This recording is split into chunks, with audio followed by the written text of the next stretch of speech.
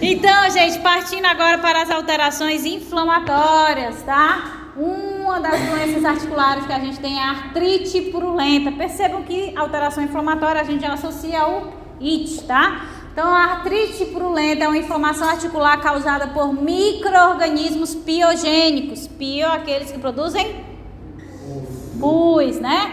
Então, em adultos pode acontecer pela infecção por guinococo, né?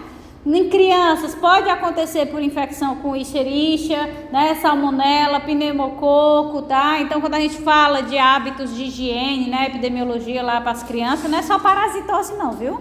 Ela pode ter outras doenças também. Então, eles vão atingir a articulação pelas vias hematogênica, né, por bacteriemia, né, as bactérias se proliferam através da corrente sanguínea, e aí, obviamente, vão atingir as articulações também, por via linfática, propagação de osteomielite ou por um trauma perfurante, né, que perfure a articulação e acaba infectando.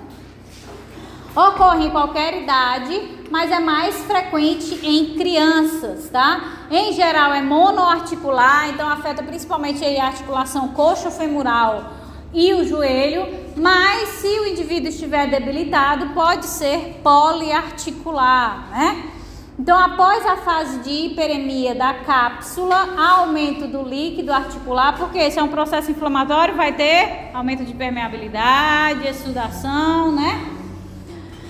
Então, aumento do líquido articular e vai ter uma abundância de neutrófilos que vão gerar pus. E quando a gente faz, por exemplo, né, uma drenagem de uma articulação infectada, né, que esteja com uma artrite purulenta, quando a gente puxa o pus, esse pus da articulação é chamado de piartro, né? Os neutrófilos, quando eles estão ali formando o pus, eles não são chamados de piócitos, né? Então, quando eles se acumulam e formam o pus numa articulação, é chamado de piartro, tá?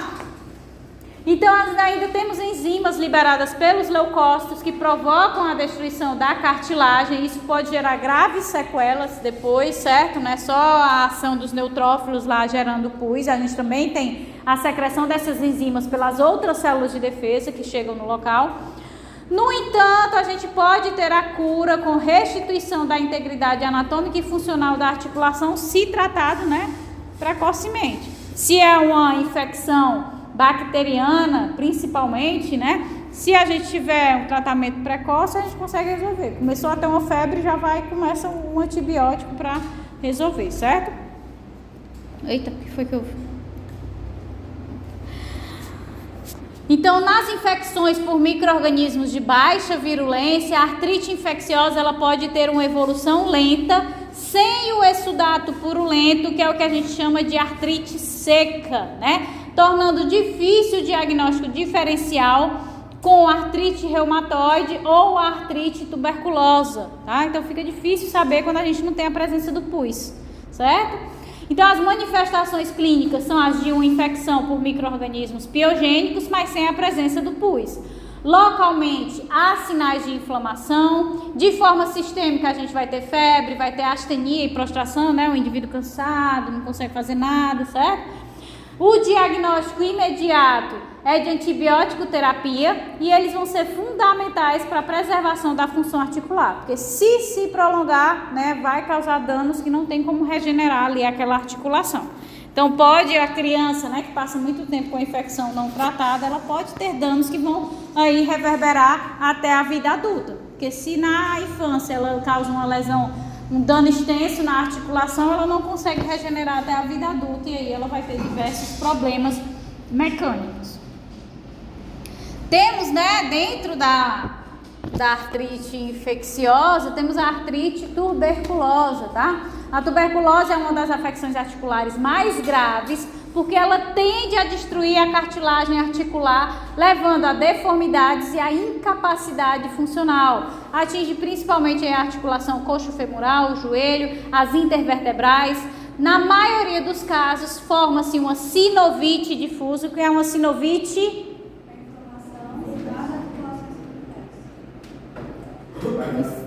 Inflamação da membrana sinovial, certo? Então, não é da articulação como um todo, é da membrana sinovial, aí vai ter aquele acúmulo de líquido ali no líquido sinovial também.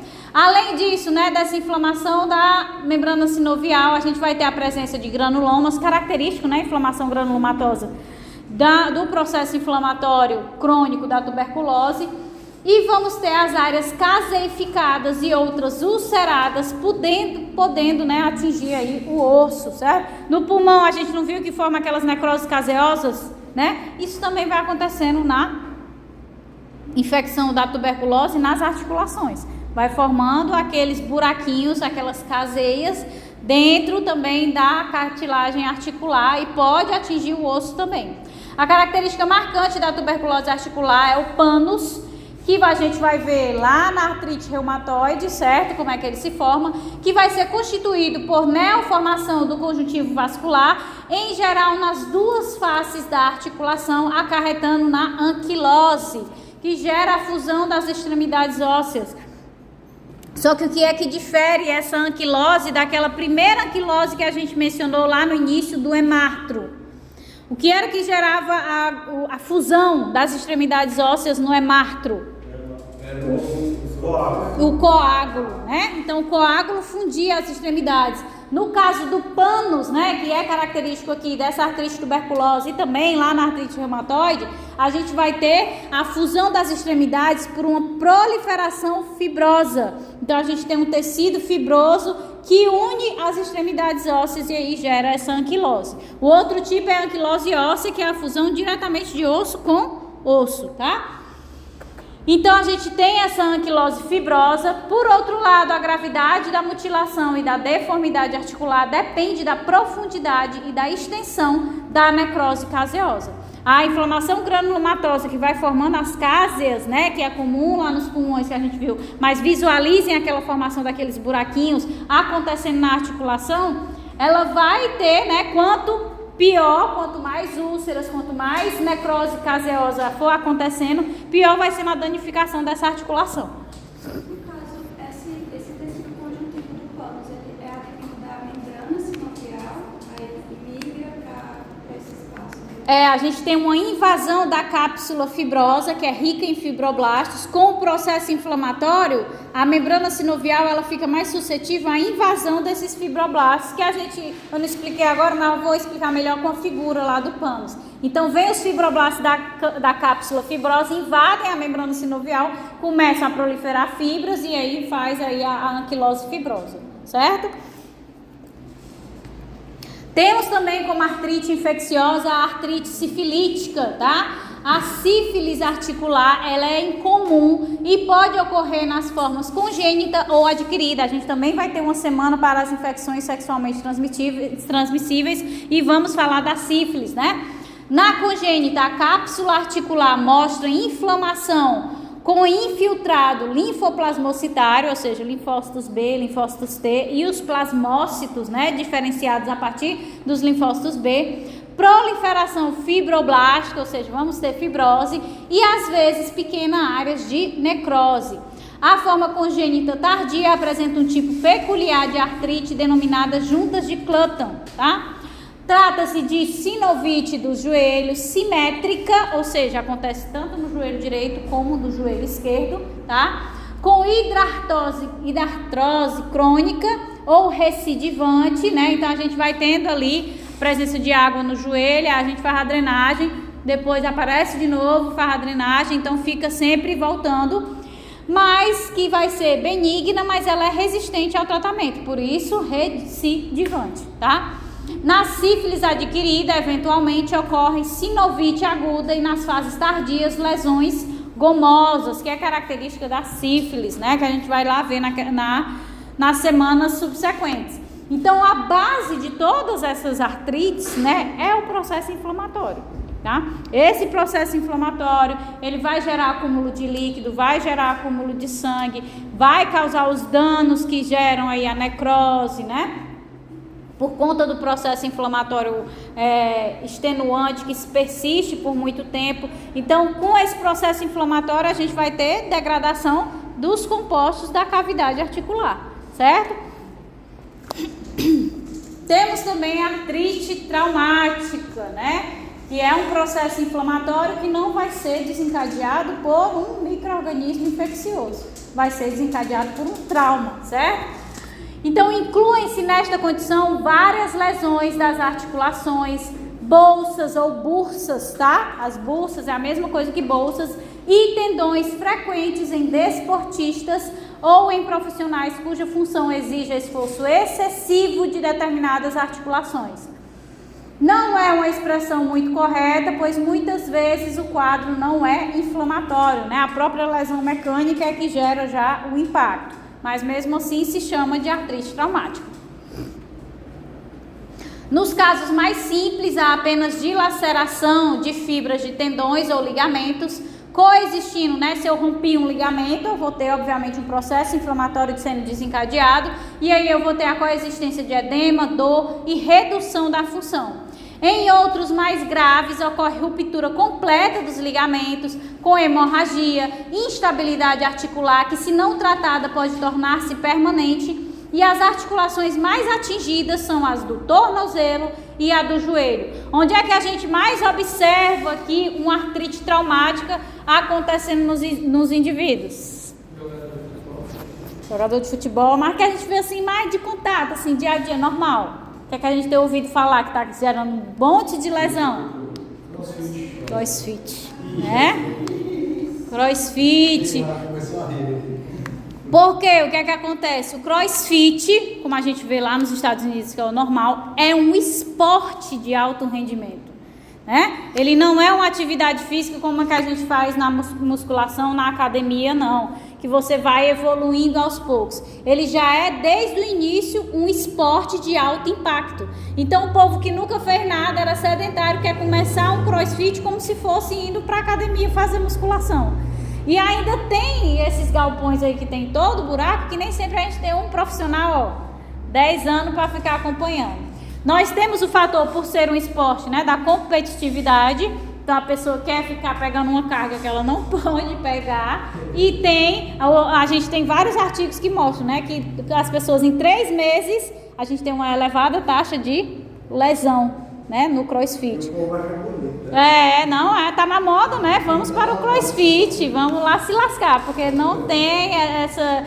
Aí, às vezes, tem alguns artigos, né, que colocam que o crossfit, ele tem um índice de lesão muito baixo, quando comparado a outros esportes. Que outros esportes ele coloca lá? Salto à vara, né? O salto de 3 metros... Aí realmente é muito baixo o índice de lesão, porque o cara que está ali é esportista, ele está todo dia se expondo. Mas em comparação, ele não é vendido como um esporte de alto rendimento, né? Ele é vendido como saúde normal da academia. Então a pessoa vai lá, acha que está fazendo um exercício comum, normal, e está submetendo um impacto muito grande, aí gera o trauma, que vai gerar essa artrite traumática, e se a pessoa não for cuidando, mudando os hábitos, vai lesionando ali a articulação para o resto da vida, né?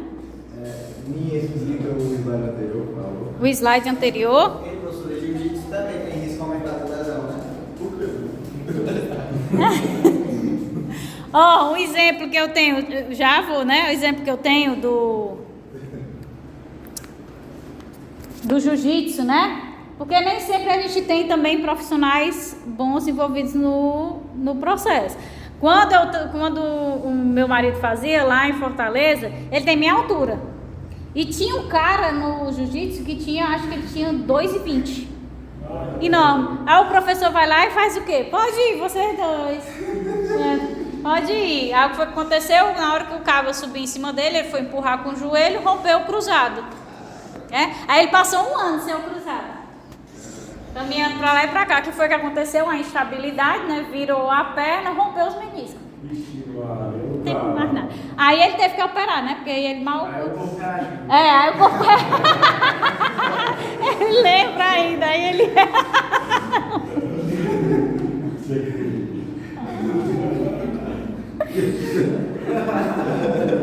É um autogol, né? Aí ele foi e operou, só que ele perdeu o menisco, né? Porque cortou, ele não tem o menisco, ele só refez o cruzado. Ele era que faixa branca ainda? Era. Aí o que ele fez, mas o cara também era faixa branca, só que o peso, né, desproporcional demais. Aí acontece isso tanto no jiu-jitsu como no crossfit, o que a gente tem, a base do trauma é o quê? O que a gente mais vê é rompimento de ligamento. Aí o fato de romper o ligamento gera o processo inflamatório. O processo inflamatório vai ter hemartro, vai ter hidrarto também. E aí começa a degradar a cavidade articular, que é o que mantém o equilíbrio ali mecânico da articulação. Então, só voltando aqui para a sifilítica, que o agente causador da sífilis, ele vai gerar um processo inflamatório lá na articulação, certo? E aí, nesse processo inflamatório que vai se exacerbando, a gente vai ter presença de linfócitos B e T, certo? Esses linfócitos vão exacerbando esse processo inflamatório, vão secretando mais citocinas ainda. E aí, se eu tenho um processo inflamatório muito exacerbado, eu vou ter dano tecidual. Se eu tenho um dano tecidual, eu posso ter pequenas áreas de necrose. E aí, o que é que acontece numa cartilagem, num tecido cartilaginoso? Ele vai ser reposto se eu tenho linfócito T, tenho ali, obviamente, os sinoviócitos A também atuando nesse processo inflamatório. Eles estão secretando principalmente qual citocina? TNF-alfa. O que é que esse TNF-alfa faz? Ele vai deixar os condrócitos ali de boa para repor essa matriz extracelular, ou ele vai desregular os condrócitos a produzir colagenases e metaloproteinases? Aí começa a degradar a articulação, entendeu? Então, esses traumatismos repetidos podem causar lesões mais graves e permanentes, semelhantes à da osteoartrose, como as encontradas nas mãos e nos punhos de lutadores de boxe e na primeira metatarso falangiana dos dançarinos de balé. Então, como fica repetindo ali... Oxe, tu faz balé?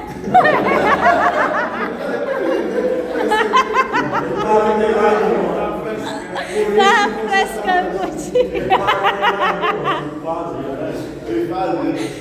Ai, meu Deus do céu. Além disso, a gente também tem um exemplo do cotovelo do jogador de tênis, né? Profissionais obrigados a fazer extensão, pronação, supinação forçadas e repetidas do punho, né? Então, vai caracterizar por dor no epicôndilo, que vai irradiar para o antebraço e o dorso da mão, que é o que a gente chama de epicondilite. Não sei se vocês viram, quando vocês viram lá o sistema ósseo, né? Dos acidentes ósseos, né? Pois é, no fêmur a gente não tem o côndilo medial, o côndilo lateral, epicôndilo medial, epicôndilo lateral. Aqui a gente também tem, né, os epicôndilos. Então, o que é que acontece? Esse movimento repetido causa uma lesão nesses, né, na articulação do epicôndilo e ali vai propagar para a cavidade articular principal dessa movimentação. E aí o processo inflamatório, como eu mencionei, vem linfócito, vem os sinoviócitos A, secreta TNF-alfa, começa a degradar a cartilagem, ok? Temos também uma artrite chamada de periprotética, tá? Em que a gente vai ter a substituição cirúrgica total ou parcial de articulações, tá? Isso é cada vez mais frequente, né? Então as próteses são empregadas para correção de fraturas ou em cirurgias oncológicas, né? Que a pessoa perde também ali a articulação, ou em doenças articulares crônicas. O que é que acontece nessa artrite periprotética? A gente tem a falência da prótese, pode dever-se tanto ao desgaste da mesma, impacto mecânico ele permanece e aí desgasta a prótese, ou a uma má adaptação, não foi colocado de forma correta, ou uma infecção sobreposta ao processo operatório e alterações inflamatórias desencadeadas pelo material da prótese. Então a pessoa está lá com dificuldade articular e o médico convence, ela tem o dinheiro para fazer uma prótese articular para melhorar a qualidade de vida. Colocou lá o material da prótese e o organismo não se deu. Então ele começa a combater a composição da prótese e aí gera um processo inflamatório e aí a gente perde a funcionalidade. Oi? Geralmente é o que? O material silicone? Pode ser silicone, mas pode ser metal também. A gente tem várias. É o quê? Da articulação é principalmente um material gelatinoso, né? Porque o silicone, ele não absorve tanto impacto assim não, sabe? Porque ele é mais líquido, né? Tem que ser um mais denso. Eu digo, mas quando tem reação, aí vai ter que tirar esse material, né? Aí vai deixar sem, vai colocar algum outro na cera. Infelizmente, não tem o que fazer não. Ou se tiver, né, pode fazer o teste de outro material, né? Aí se for essa cápsula gel, né, que é um gel mais firme, tira e coloca, né, o ferrinho articulado lá dentro. Mas pode ser que tente, mas essas inserções de prótese é mais para quem tem a condição de custear, principalmente se tiver que mudar, tá? Então, continuando. Outra alteração inflamatória que a gente conhece é a lesão por esforço repetitivo, né? Ou DORT, tá? Lá no Bogliolo ele diz que a gente não pode colocar lesão por esforço, não pode dizer que é uma lesão por esforço repetitivo, porque elas estão associadas ao trabalho. Quando você coloca lesão por esforço repetitivo, pode ser qualquer coisa. Mas, gente, é qualquer coisa, né? Eu não entendo esses parâmetros que ele coloca lá de julgar determinada nomenclatura. Porque se o cara passa o dia todo jogando videogame e ele tem uma lesão por esforço repetitivo aqui no polegar, ele não estava trabalhando, não, ele estava jogando videogame, né? Então, não sei porquê. Ele diz que a nomenclatura é distúrbio osteomuscular relacionado com o trabalho, tá? Que é a lesão por esforço repetitivo. Então, oi. Mas não é relacionado ao trabalho com o músculo do osso, não? Ou é relacionado ao trabalho laboral? Não, é tudo. Osteomuscular, a gente tem que imaginar o osso, a musculatura que está ali segurando os ossos, os tendões e a articulação, tá? É tudo, certo? Osteomuscular. Tanto que quando vocês viram lá na última semana, era osteomuscular, vocês viram músculo e viram osso, só não viram articulação, nada, né? Mas tudo bem, não dava atenção. Nossa, no GT3 nós falamos de articulação. Falaram? No Gilô ele falou por cima. Por cima, né? Graças a Deus, né? Pelo menos alguma coisa.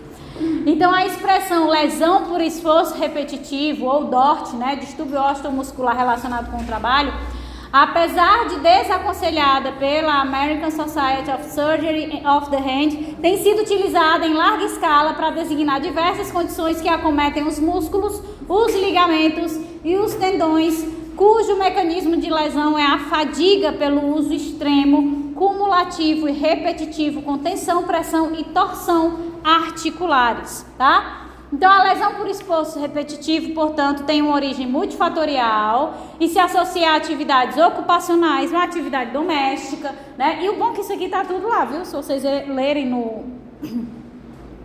no Bogliolo, né? Ele diz, está associada a atividades ocupacionais, domésticas, esportivas, estresse psicossocial, né? Também é capaz de causar fatores individuais, esportes, digitadores, cabeleireiros, músicos, bailarinos, operadores de máquinas, os pobres dos professores, tá? Então, tudo isso está lá, doméstico não é associado ao trabalho, mas ele disse que tem que usar essa nomenclatura associada ao trabalho, mas tudo bem, né? Então, tá lá também. Só não estava estudando, tá?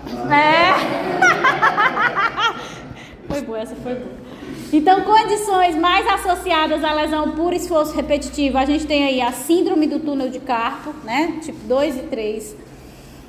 Tendinite do punho, tenossinovite de Kerven, capsulite do ombro e cisto de Baker, né? Então, tudo associado aí foram, né, derivações, iniciou como uma lesão por esforço repetitivo que culminou na formação dessas patologias. A lesão por esforço repetitivo ela é mais frequente em adultos jovens do gênero feminino, de 50% a 70% dos casos. Na mão, articulações metacarpofalangianas e interfalangianas distais, punho, cotovelo, tornozelo, também na primeira metatarse falangiana do pé, dorso e região cervical. O diagnóstico ele é muito subjetivo, né? Às vezes não há sintomas, ou pode ter dor progressiva em meses. Dormência é um dos principais que é apresentado pelos pacientes no médico, para ele dizer, você tem LEP. Porque a pessoa diz que tem uma dormência, um formigamento noturno, certo? Hipersensibilidade, dificuldade em tarefas diárias, então a pessoa não consegue abotoar, né? Colocar a chave na fechadura. E vai ser de difícil detecção por radiografia. Para a pessoa detectar, ela tem que fazer uma ressonância, né? A radiografia não vai detectar alteração na articulação, nos tendões, porque na lesão por esforço repetitivo a gente não vai ter lesão só da articulação não, né? A gente vai ter do tendão, do ligamento, tudo que está envolvido ali na estabilização daquele movimento. Então a patogênese é induzida por lesões de prostaglandina principalmente, ou seja, o processo inflamatório que acontece, obviamente eu vou ter várias citocinas, vários leucotrienos, outras prostaglandinas sendo secretadas, mas a que desencadeia a lesão, né, que acaba cometendo essa dormência e esse formigamento, é principalmente a prostaglandina E2, certo?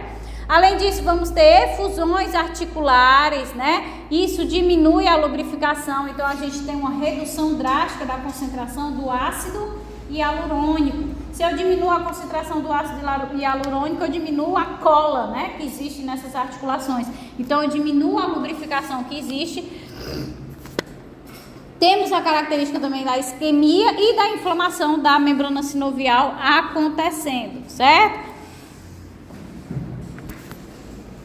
Uma das consequências, né, da lesão por esforço repetitivo é a tenossinovite. E a tenossinovite vai ser uma inflamação da fáscia fibrosa que envolve os tendões, vai resultar de um trauma direto ou de excesso de pressão desses tendões, pode resultar aí de infecções bacterianas, da gota, da artrite reumatoide, tá? E as articulações mais atingidas são a do punho e a do tornozelo, né? Então começa ali no músculo, na face que envolve esse músculo, esses ligamentos, esses tendões, e obviamente se eu começo um processo inflamatório ali, próximo à articulação, essa inflamação vai chegar na articulação, certo? Então tem algumas derivações, tenossinovite estenosante, doença de Dequervain, proliferação de tecido conjuntivo que envolve os tendões, tá? A síndrome do túnel de Carpo. Então isso aqui são só as várias outras derivações que ele vai colocando, as milhões de doenças que ele coloca articulares, certo? Lá no Bogliolo, mas não precisa também entrar nesses detalhes tudo não. Vai apresentar dor nos 3 primeiros dedos, perda de sensibilidade, fraqueza na abdução e oposição do polegar, né? Esse polegar aqui principalmente é o mais afetado. Por quê? Porque eu tô tendo tanto perda, né, da elasticidade, da lubrificação da articulação, como também de quê? Dos tendões, dos ligamentos, da musculatura, né? O processo inflamatório está atingindo todo o processo osteomuscular, articular, né? O músculo articular, todos os 3, certo? Então a gente tem afetado todos esses 3 pontos. Chegamos aqui em mais uma reação inflamatória, que foi o que a gente falou lá no começo, que eu esqueci? Não, eu coloquei, coisa linda. Que é a bursite, né? Então a bursite é a inflamação das bolsas sinoviais, ou o nome correto, né? São as bursas sinoviais, que são formadas pela membrana sinovial, aquele prolongamento que eu mostrei lá no início da aula, preenchida pelo líquido sinovial. Então, isso é uma bursa, tá? A bursite traumática pode ser provocada por um único traumatismo, como no cotovelo, mas ocorre com maior frequência por traumatismos menores e repetidos. Se conhece muito a condição do joelho, da arrumadeira, quando ela vai procurar o médico, é a inflamação da bursa, principalmente a anterior, tá? Então a bursa, né, ela aumenta de volume, havendo espessamento da parede, uma exsudação de fibrina e formação de tecido de granulação. Nas lesões mais antigas pode ocorrer calcificação também. Essa fibrose que vai acontecendo, essa exsudação de fibrina, essa fibrose ela pode passar pelo processo de calcificação, tá? Então aqui, ó, a gente tem, não está mostrado aqui perfeitamente a membrana sinovial, certo? Mas todos esses verdinhos aqui são bursas, que são justamente os prolongamentos da membrana sinovial. É como se fosse uma ramificação. E ela é preenchida pelo líquido sinovial. Naquelas articulações que sofrem mais impacto, né, por exemplo, a articulação do joelho, nós vamos ter mais ainda essas ramificações, ou seja, a formação dessas bursas. Então, a gente pode ter uma inflamação da bursa poplítea, né, que fica na região posterior, tá? Ou a gente pode ter uma inflamação nessas bursas anteriores, tá? Ou mais, né, dentro da articulação, que é a suprapatelar e a infrapatelar. Quando a gente tem a alteração da patela, né, a condromalácia, pode interferir aqui na inflamação dessas bursas, certo? Então a gente vai ter o processo inflamatório, elas vão edemaciar, se vão edemaciar, vão gerar dor, e por isso que a bursite ela é conhecida por uma dor tão intensa, né? Porque ela, de fato, pela edemaciação, ela vai comprimir as terminações nervosas que estão ali próximas e causa uma dor intensa. Então as bursas são esses prolongamentos que vocês não... que tenham em mente que está aqui uma membrana sinovial, ela vem aqui e faz isso. Depois ela continua na cavidade articular, chega lá na frente, né? Ela faz isso. Estão compreendendo, né? Que é esse processo de formação das bursas. Dentro dela vai ter o líquido sinovial. Então elas são o alvo do processo inflamatório. Uma bursite, ela pode envolver a inflamação de uma única bursa ou de todas, né? Por exemplo, um trauma, né, mecânico, um acidente, alguma coisa, provavelmente ele vai lesionar, vai gerar inflamação de todas as bursas da articulação do joelho, e não apenas uma. Diferente de um exercício físico que você tá lá, você sofreu uma lesão quando estava fazendo os exercícios posteriores, da musculatura posterior, né? Aí você tem uma inflamação da bursa poplítea, certo? E não das anteriores. É porque nesse modelo sinovial, todas as partes da articulação, é que a articulação é aquela parte do lado, né? Mas é envolvendo assim, ó. É envolvendo. É como se eu tivesse... Tá aqui é porque eu não consigo mostrar. Tá aqui o osso. Tá aqui um osso em cima e um osso embaixo. A cavidade articular é tudo isso aqui. É o cilindro todo. Então a membrana sinovial, ela tá bem externa, a cavidade articular, né? Não tanto quanto a cápsula fibrosa, mas ela tá circular aqui, ó. Tá em toda essa região, porque ali é um corte, mas ela tá envolvendo toda a cavidade articular, certo? Então eu tenho membrana sinovial aqui na frente do joelho, então ela pode formar essa bursa aqui da patela. Eu tenho membrana sinovial aqui na lateral, eu tenho membrana sinovial aqui atrás, que ela forma a bursa poplítea, e tenho do outro lado, então ela envolve toda a cavidade articular, certo? Porque visualizem que ali no desenho é um corte, né? Então ele faz só isso, mas é toda a cavidade. Então vamos entrar agora na artrite reumatoide. Eu acredito que depois da artrite reumatoide a gente dê o segundo intervalo, porque ela é tipo a osteoartrose, é 5 horas só, né?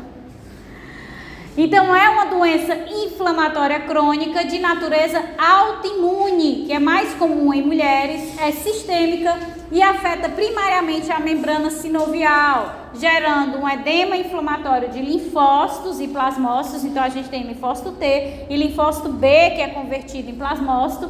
Vamos ter aí hiperplasia dos elementos celulares, né? Então quando a gente começa a ter proliferação de todos os tipos celulares da membrana sinovial, e vamos ter um exsudato fibrinoso. Por quê? Porque quando a gente começa a ter esse processo inflamatório, a gente começa a aumentar a permeabilidade nos tecidos, tá? Não é só vascular, não. Com esse aumento da permeabilidade dos tecidos, por conta do edema, né, que vai esticando o tecido, quem é que pode invadir a membrana sinovial, que está mais externa? Os linfócitos, Quase.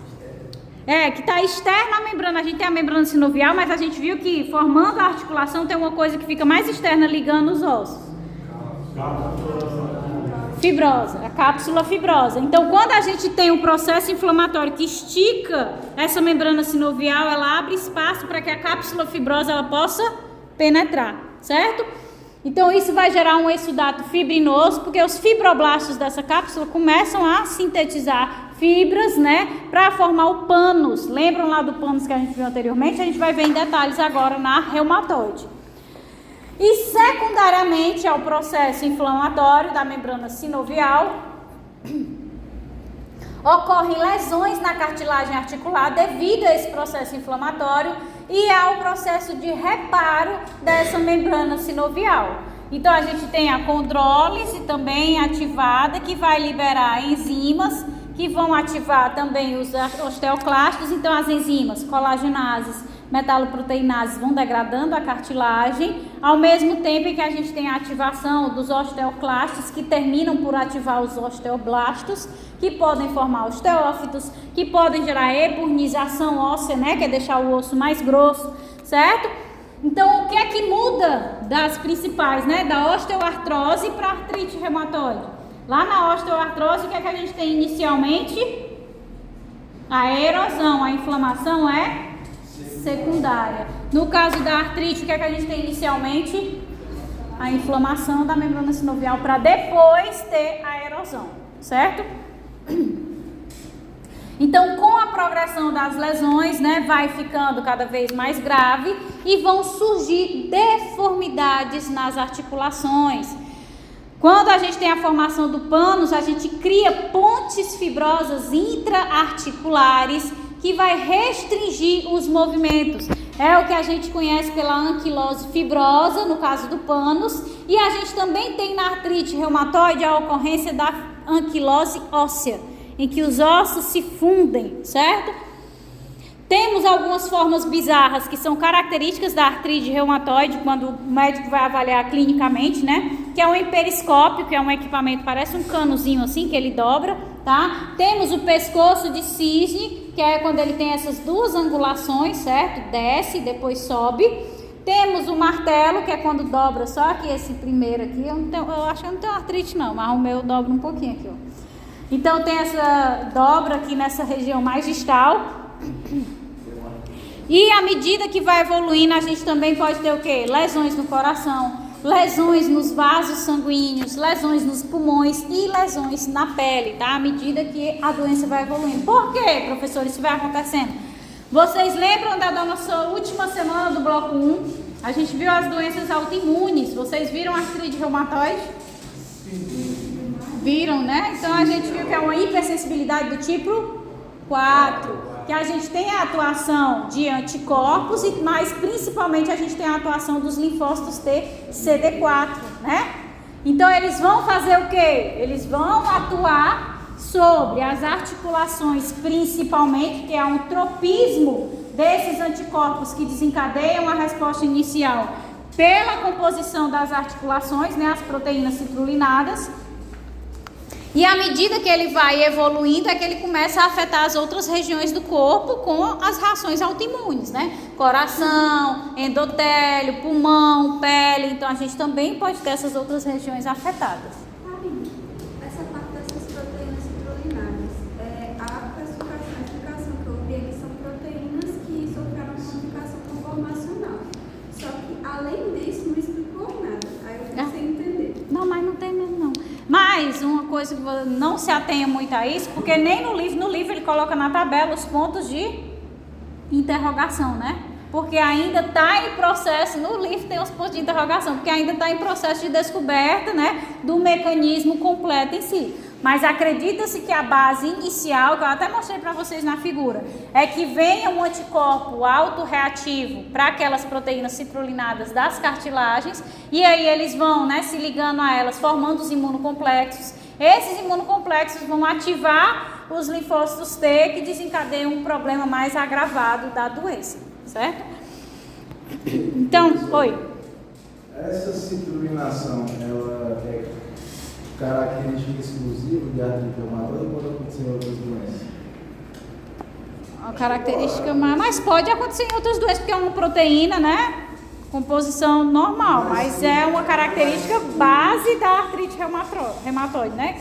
Mas que troca a arginina com citrulina, pode ser em outras doenças? Pode, não é exclusivo não, do metabolismo das células em artrite reumatoide não, certo? Não é só das pessoas que têm a doença autoimune não. Sim, então, um pouco da mudança a citrulinação acontece na artrite reumatoide. O quê? Não, até eu perdi agora. Então vamos ver aqui, ó. Oi. Como é que surge essas lesões do coração, da pele? Porque é uma doença autoimune. Então ele começa a atacar as células dos outros tecidos também, né? O tropismo dele principal no início é as articulações, mas depois ele começa a atacar tudo. Então aqui, ó, essa primeira imagem aqui se refere à osteoartrose, né? O que é que acontece na osteoartrose, que a gente viu naquelas 3 figurinhas que tinham a cartilagem azul, né? Começa a haver a erosão da cartilagem, vai ter uma hora, né, quando a doença for progredindo, que vai atingir o osso, e aí a gente vai ter a formação de osteófitos, certo? Se quebrar um pedaço dessa cartilagem do osso, a gente vai ter a formação dos corpos livres articulares. E aí, por que eu falei lá no início que é muito difícil a gente ver na osteoartrose a ocorrência de anquilose? Porque a característica básica dela é a erosão, é ir degradando, certo? Então vai ser difícil que eles se unam aqui para formar algum processo. Então há o processo inflamatório? Mas ele é secundário e ele é bem baixo, né? Tanto que a gente não observa que um edema elevado, porque o que acontece mesmo é essa desregulação dos condrócitos que fazem com que comece a ter essa degradação aqui em toda a cavidade articular, né? E a pessoa vai perdendo cada vez mais a capacidade de movimentação, certo? O que é que acontece na artrite reumatoide? A gente começa a ter um processo inflamatório intenso da membrana sinovial. Essa parte rosinha aqui é a membrana sinovial, certo? Então a membrana sinovial começa a ter um processo inflamatório intenso. Se ela começa a ter um processo inflamatório intenso, ela vai liberar TNF pelos sinoviócitos A, né? Esse TNF ele vai gerar uma desregulação dos condrócitos que começam a degradar a cartilagem aqui. Também vai desregular os osteoblastos que começam a sintetizar o tecido ósseo. E o que é que vai acontecendo também ao mesmo tempo, né? Tá vendo aqui a degradação da cartilagem, do osso. Ao mesmo tempo, essa membrana sinovial que está passando pelo processo inflamatório, ela está, né, se esticando, se edemaciando. Isso abre espaço para que a cápsula fibrosa penetre através dessa membrana sinovial. E aí, se a cápsula fibrosa entrou, se ela é fibrosa, ela é composta por fibras, fibroblastos, tá? Esses fibroblastos começam a sintetizar um tecido fibroso. E aí vocês estão vendo aqui nessa imagem, ó, que esse tecido fibroso, ele vai fazendo uma anquilose, né, uma fusão do osso superior e do osso inferior.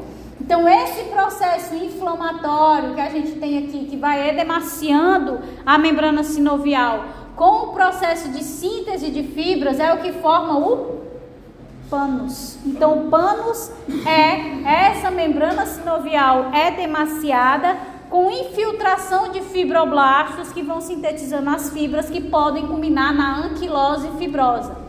Professora, bem aqui tem também uma anquilose óssea, que nesse processo, com a degradação da cartilagem, né, houve a desregulação também dos osteoblastos, e quando eu não tenho mais cartilagem aqui, abriu espaço para que esse osso possa crescer por aqui, né? Então ele vai crescendo, crescendo, e aqui ele se encontraram, se fundiram, formando a anquilose óssea, tá? Então, característica da artrite reumatoide é a formação desse pânus, essa membrana bem edemaciada com infiltrado fibroso, ok? Então, olhem aqui, ó, aqui tá mais em detalhe ainda, certo? A membrana sinovial, ela começa o processo inflamatório com riqueza de linfócitos T, linfócitos B, que se diferenciam nos plasmócitos, né? Aí começam a secretar os anticorpos para as proteínas citrulinadas aqui da nossa cartilagem. Isso vai formando imunocomplexos que vão piorando mais ainda a doença autoimune. Então vai edemaciando por esse processo inflamatório que a gente chama de pânus, né? Essa membrana sinovial edemaciada com infiltrado de fibra, de tecido fibroso, é o que a gente chama de pânus, tá? Ali vocês veem como é que vai ficando. A gente tem a formação daquele pescoço de cisne, martelo, porque essa alteração, ó, vocês estão vendo aqui, que aqui eu tive a anquilose. Então, por mais que aqui esteja extremamente inflamado, vocês concordam comigo que nessa região a gente teve uma aderência maior, então a flexibilidade desse lado ficou muito menor do que a do outro lado. Então a gente vai tendo essas curvaturas, né, na região aqui, ó, dedo mindinho, ó, a articulação ela não está perfeitamente encaixada. No indicador, a deslocamento do osso, porque não foi perfeitamente encaixado, porque a anquilose vai favorecendo essas modificações na posição da articulação. Esses cortes é só para vocês verem que a abundância dos infiltrados são mononucleares, né? Linfócito T, linfócito B, certo? Obviamente a gente vai ter a imunidade inata, né? Os macrófagos, sinoviócitos A, células dendríticas, também atuando no processo inflamatório, porque é uma inflamação, mas a abundância são desses mononucleares. Então, panos, basicamente, ele começa a partir de uma hiperplasia das células sinoviais, né? Então a membrana sinovial ela começa a se proliferar. Com isso, a gente tem um infiltrado inflamatório mononuclear de linfócitos, certo? Isso, com a secreção das citocinas, vai ocasionar no processo de angiogênese, então a gente vai ter vasos invadindo esse local. Aí a gente vai ter uma ação osteoclástica por conta das citocinas, com penetração da membrana sinovial e posterior fibrose, né? Então ele vai o osso atravessando essa membrana sinovial por conta da secreção dessas citocinas, vai tendo a eburnização e ele acaba penetrando essa membrana sinovial que está edemaciada, e aí a gente vai ter a ocorrência da anquilose óssea e fibrosa. Por quê? Porque a cápsula, as células da cápsula fibrosa, os fibroblastos, conseguiram invadir a membrana sinovial edemaciada, certo? Então, basicamente, a artrite reumatoide, ela apresenta-se como uma artrite crônica, né, uma inflamação crônica das articulações, simétrica. Então, se eu tenho no joelho direito, eu também normalmente tenho no joelho esquerdo, com tendência a envolver as pequenas articulações, mãos, pés, né, embora possa comprometer qualquer articulação, certo? O paciente, ele se refere com uma rigidez matinal, né? Um edema das articulações interfalangianas e metacarpofalangianas, do punho, do cotovelo, do joelho, calcanhar, metatarsofalangianas, e isso vai gerar um grande prejuízo funcional, né? Então, se a pessoa ela tá com as mãos, o punho, o joelho, tudo lascado, ela não consegue mais se mexer, fazer nada, acaba ficando acamada em casa, né? Na radiografia encontram-se osteopenia e erosões articulares. Então, pelo raio-x a gente consegue ver que está tendo, né, a degradação do osso por ação osteoclásica, né, dos osteoclastos, e também a formação das fissuras na articulação. O ultrassom, ele consegue avaliar se a gente tem alteração inflamatória sinovial. Então, quando vem lá com o ultrassom, consegue avaliar se a gente tem um acúmulo de células de defesa no líquido sinovial, que é para ser só aquele líquidozinho sem células, né? É para ser um transsudato. Se tiver exsudato, é porque tem algum problema. Se tiver edemaciado, então a ultrassonografia ela consegue detectar. E nos exames laboratoriais para detectar artrite reumatoide, o que é que se pede, né? Fator reumatoide. O fator reumatoide nada mais é que um anticorpo, né, que reconhece a porção FC dos anticorpos IgG, né? Então, a pessoa tem que ter uma predisposição genética, por isso uma doença autoimune, para que ela tenha um linfócito B autorreativo que vai reconhecer essa porção FC do IgG para desencadear o acúmulo, né, de imunocomplexos que serão reconhecidos pelos linfócitos T também autorreativos, e a doença possa ir progredir. Além disso, além desse fator reumatoide que reconhece aqui a porção FC do IgG, a gente também tem, que é mais específico, certo?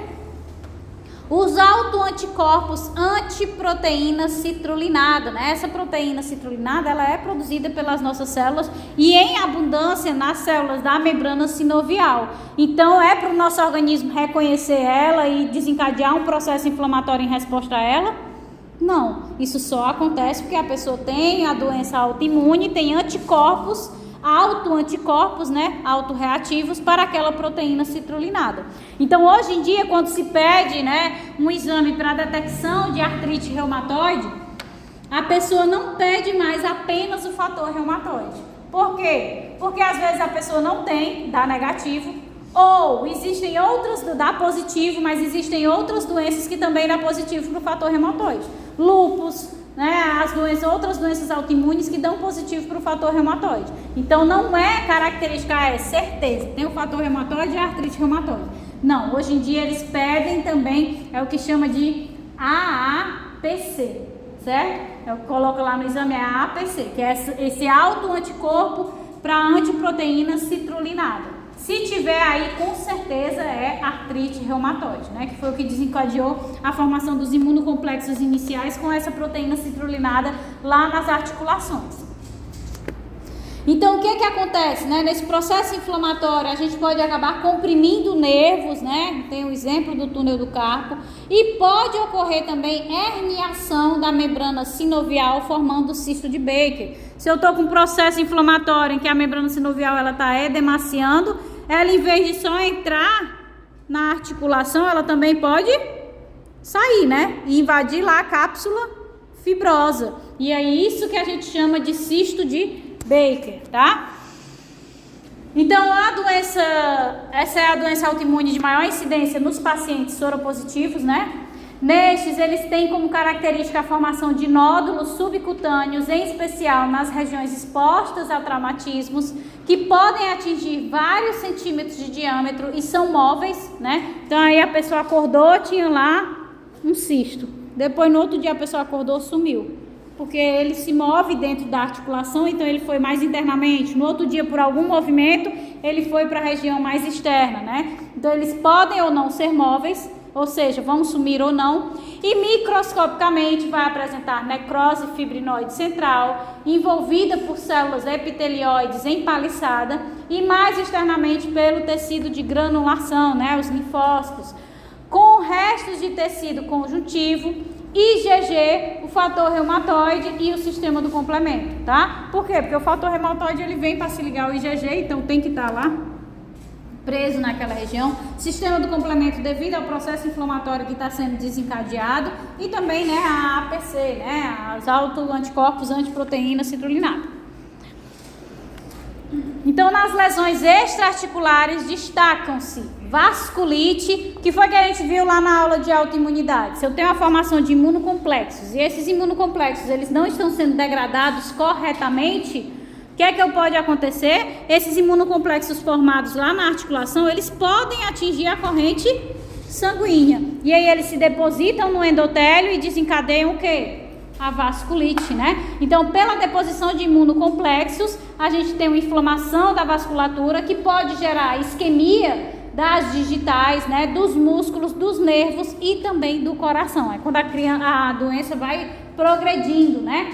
Então, a gente pode ter lesões cardíacas, lesões pulmonares, né? Em que pode haver a fibrose local ou difusa, que se associa à pneumoconiose, que é a síndrome de Kaplan. Essa pneumoconiose são aquela doença das pessoas, dos mineiros, né? Ou das pessoas que têm aquecimento em casa sem ter a exaustão. Então, ela se assemelha aos sintomas da pneumoconiose, quando começa a ter essas lesões autoimunes na região do pulmão, certo?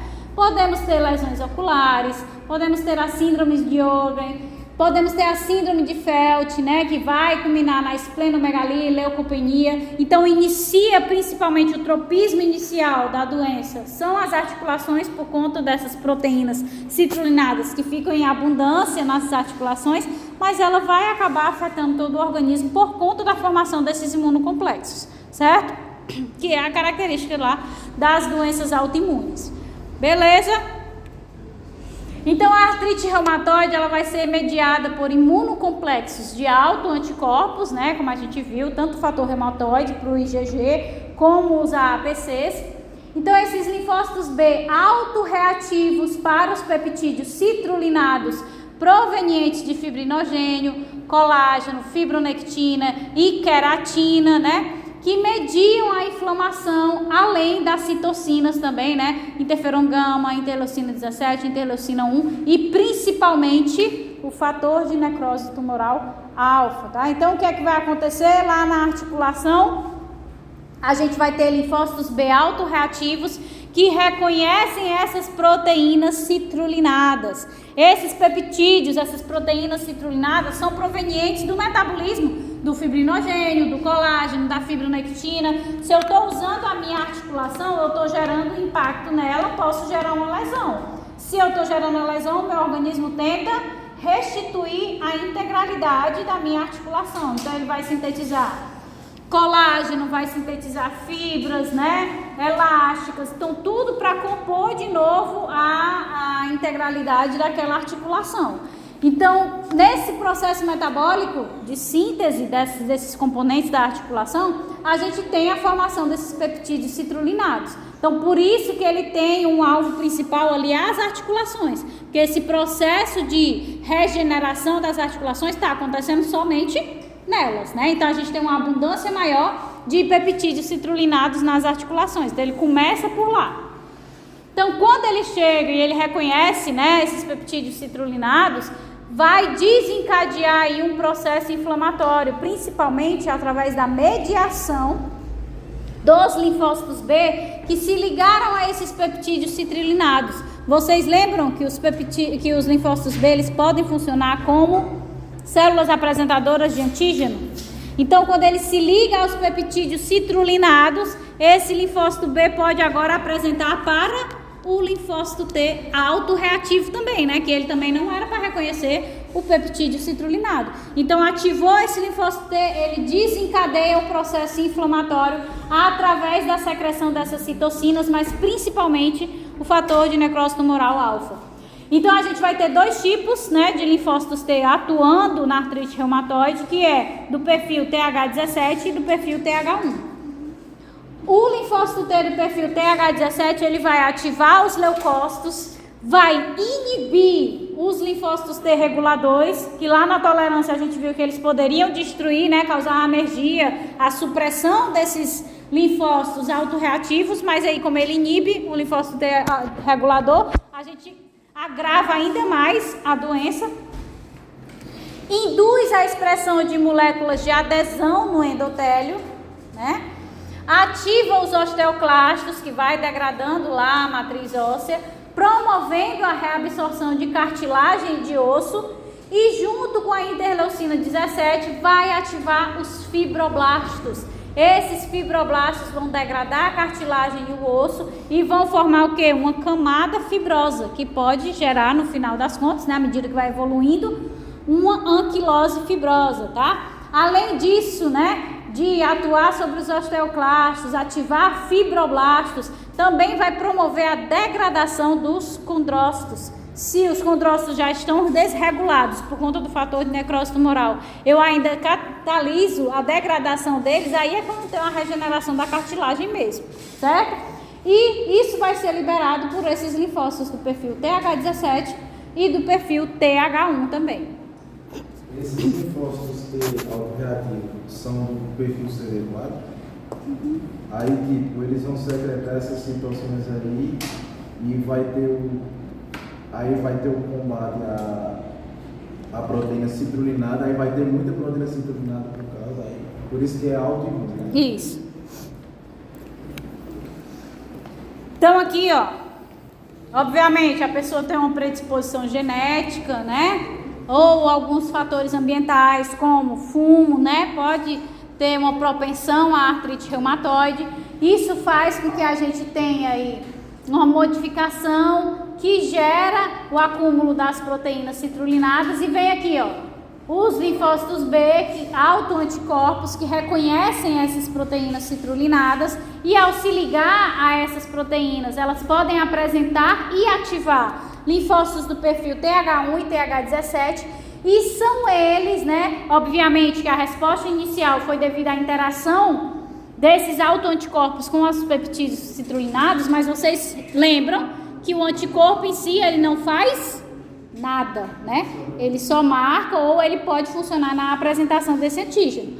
Então, quem vai desencadear o processo inflamatório intenso, que vai gerar lá o pânus, né, edemaciação da membrana sinovial, aí vem os linfócitos, vão infiltrando, agravando mais ainda essa inflamação, que vai gerar desregulação de condrócitos, vai gerar desregulação dos osteócitos, osteoclastos, osteoblastos, e que culminam na anquilose fibrosa e também na anquilose óssea, é as citocinas secretadas pelos linfócitos CD4, né?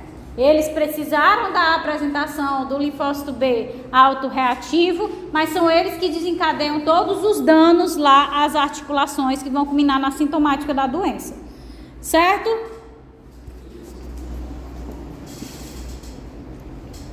Então, isso vai destruindo progressivamente a membrana sinovial e a cartilagem, né? Assim, no início, a sinovite envolve a migração de leucócitos e edema, né? Aí, quando o tempo vai passando, vai progredindo, na fase crônica, além do infiltrado inflamatório, a gente vai ter destruição tecidual, pelo processo inflamatório, angiogênese, que vai convertendo aquela cartilagem, né? Ela pode passar por um processo de ossificação endocondral. Vamos ter fibrose, porque se a inflamação ela é crônica, ela está persistindo, a gente vai ter principalmente macrófagos se diferenciando no perfil M2, né? Então pega ali aqueles fibroblastos da cápsula fibrosa, infiltram e começam a se proliferar, portanto a gente vai ter fibrose. E aí a gente tem anquilose fibrosa, anquilose óssea, que vai causar a deformidade nas articulações. O principal alvo, né, das medicações para tentar minimizar os danos é o bloqueio terapêutico do fator de necrose tumoral alfa, que é o principal relacionado na desregulação das células da cartilagem e do osso, assim como também, né, bloqueadores do coestimulador CD80 e CD86, ou seja, eles colocam lá o CTLA4. Para quê? Se eu não tenho o sinal do segundo coestimulador, o linfócito T não vai ser ativado. Se eles são os principais responsáveis pelo processo inflamatório e não estão sendo ativados, a gente vai ter essa redução desse processo inflamatório. Além disso, também o que? CD20, que vocês não viram isso comigo, né? Mas o CD20 é como se fosse o coestimulador do CD80 e CD86. Então, ele também vai ser bloqueado para que ele não possa fazer a interação com essas proteínas. Então, esses são os principais, né? Bloquear o TNF ou os coestimuladores do linfócito TCD4 ou dos linfócitos B. Então, a gente tem aqui, né? Tem bom... Oi? Esse CD20 vai ser o coestimulador do coestimulador? Não, coestimulador do linfócito B. Porque quando a gente tem a apresentação de antígenos, quando a gente tem a apresentação, para a apresentação ser concluída por uma célula dendrítica, por um macrófago, um neutrófilo, eu preciso tanto do antígeno como do coestimulador. O linfócito B, ele também faz a apresentação do antígeno, só que o coestimulador dele não é nem o CD80 nem o CD86, é o CD20, tá? Então, além disso, né, a gente também tem a susceptibilidade genética associada aos alelos do MHC e outros genes, né, como esse gene mutado PTPN22, ele vai inibir os linfócitos T. Então, se ele está mutado, ele não inibe mais esses linfócitos, e aí os linfócitos autorreativos podem atuar. Como é essa associação com o MHC, né? O MHC, que não era para estar expondo os peptídeos citrulinados, ele começa a expor onde não deveria estar expondo. Então, se ele está aumentando a apresentação e nós temos linfócitos autorreativos para ele, a gente vai ter um aumento da resposta àqueles peptídeos citrulinados. Então, a interação complexa de tantos produtos é que confere o maior risco da doença. Então, eu tenho linfócitos B autorreativos, tenho lá o fator reumatoide que interage com os IgGs, tenho as APCs, que são os autoanticorpos antiproteína citrulinada, eu tenho os linfócitos T do perfil TH1 e do perfil TH17, que também são autorreativos, eu tenho uma exposição constante do antígeno citrulinado pelo MHC, eu tenho uma mutação desse gene que inibe esses linfócitos autorreativos. Então, é a acumulação de todos esses fatores que faz com que a doença seja tão grave, né? Que ela cause tantos danos ao indivíduo. Além disso, a gente também tem os fatores ambientais que pioram, né, a doença. Fumo, irritação brônquica e a agressão às mucosas vão favorecer a formação desses peptídeos citrulinados, né? Então, o peptídeo citrulinado ele é mais abundante na articulação, mas o que foi que a gente viu? À medida que a doença vai progredindo, ela pode afetar coração, pode afetar pulmão, pele. Então, quando a gente vai tendo esses danos acontecendo nessa região, por exemplo, a pessoa que fuma e que está constantemente lesionando aí o tecido pulmonar, vai favorecer a formação desses peptídeos citrulinados, que vão ser reconhecidos, né, pelos linfócitos autorreativos e vai causar o processo inflamatório agora onde? Lá nos pulmões, certo? Tem infecções também podem favorecer a formação desse fator reumatoide, né, que forma imunocomplexos. Então é por isso que a gente diz que nem sempre esse fator reumatoide é indicativo total de artrite reumatoide em si, porque até mesmo a infecção pode induzir a formação dele, certo? Então, em resumo, a resposta imunitária anormal que surge na doença promove reação inflamatória persistente nas articulações, que resulta na destruição da cartilagem, do osso e estimula a formação do tecido conjuntivo neoformado, ou seja, fibroso, por conta da inflamação crônica, né? Se eu estou ali formando tecido fibroso constantemente, uma hora vai encostar no osso de cima e no osso de baixo, fazendo com que haja a anquilose fibrosa, certo? Tem um teste também que é ASO, que é anti-estreptose, eu acho que é estreptose. Tem um negócio de reação cruzada. Eu não sei não. Não tem esse teste ASO, não? Eu não vi não. Só vi esses dois, tanto do fator reumatoide como da APC. Esse aí eu não vi não.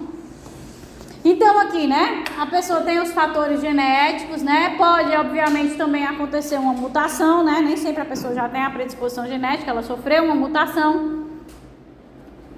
E aí, essa mutação faz com que ela tenha uma autorreatividade para esses peptídeos citrulinados, que existem nas articulações, que existem no sistema gastrointestinal, no sistema digestivo. Os fatores ambientais vão fazer com que a gente também consiga ter essa interferência. Então, a pessoa que fuma, pessoa que tem, né, inflamação, infecção dentária, também pode favorecer com que haja a produção, o aumento dos peptídeos citrulinados nessa região, e aí vem a doença autoimune, sai só das articulações e vai para essas outras regiões.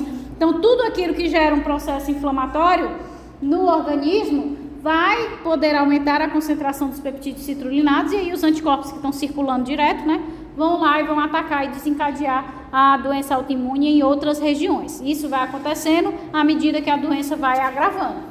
Então, ali são as células, né, responsáveis por esse processo.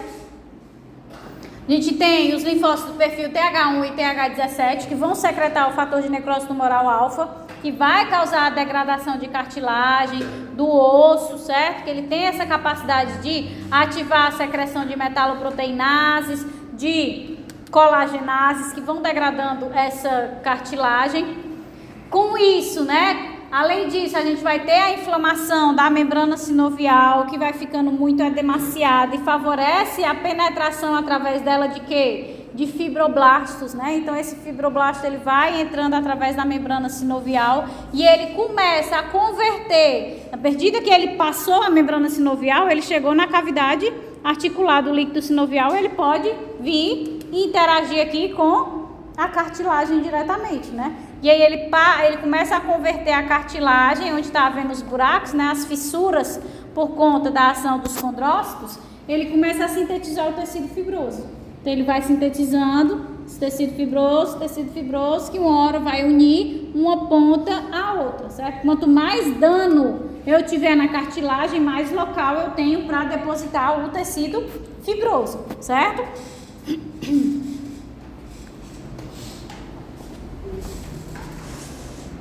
Então, a artrite reumatoide juvenil, ou doença de Still, acho que esse é o último da artrite reumatoide, que é um subtipo, né, de artrite reumatoide, e ela vai se manifestar antes dos 16 anos e tem melhor prognóstico do que a do adulto, né? São mais comuns manifestações sistêmicas, como febre, linfonodomegalia, erupções cutâneas, pleurite, pericardite, uveíte e hepatoesplenomegalia. As grandes articulações são mais comprometidas, como o joelho, tornozelo e cotovelo, na adulta, né, principalmente das extremidades, certo?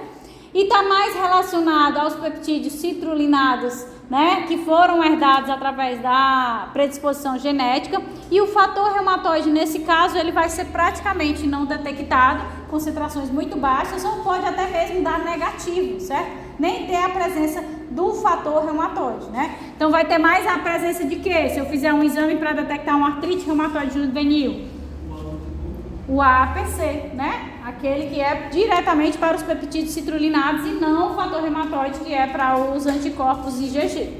Ok? Eu acho que a gente podia terminar as inflamatórias. Aí dá um intervalo. Quer que vocês... Não? Nem uso ainda de artrite. Não, é reumático. Ah, é reumático. Reumático. Vai ser até uma hora, né? Vai ser direto. Faltam uns 20 lá. Não é, mas o resto é mais de boa. Faltam uns 15 slides. E aí, querem dar um intervalo agora para merendar e voltar? Bora, pois vamos.